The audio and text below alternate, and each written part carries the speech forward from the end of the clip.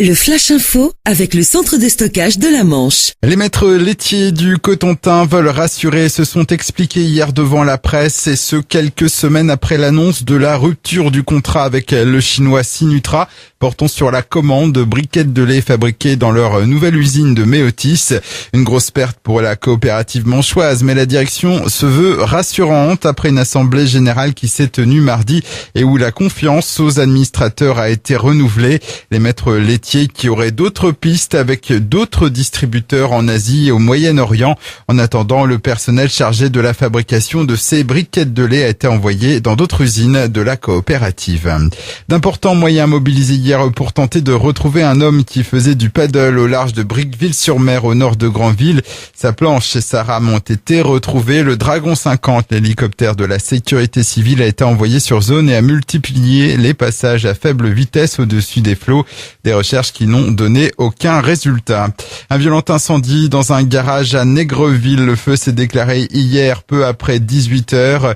Un bâtiment de 200 mètres carrés contenant des bouteilles de gaz s'est complètement embrasé. 33 sapeurs-pompiers ont été mobilisés pour tenter de maîtriser les flammes qui menaçaient de se propager à une habitation voisine.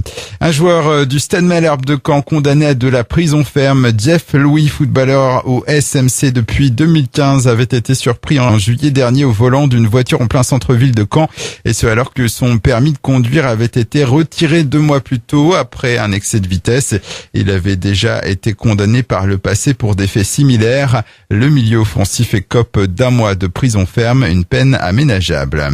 Et puis cyclisme, ils seront 800 à s'élancer de Marigny dimanche prochain à l'occasion de la 37e édition du duo normand. Il s'agit d'une épreuve contre la montre par équipe de 2 coureurs sur un parcours d'un peu plus de 50 km. Les tenants du titre, Anthony Delaplace et Pierre-Luc Perrichon, seront une nouvelle fois présents pour défendre leur victoire acquise l'an passé. Le Flash Info vous a été présenté par Landra, centre de stockage de la Manche à Digulleville. Pour en savoir plus et visiter notre centre, 0810 120 172, coup d'un appel local.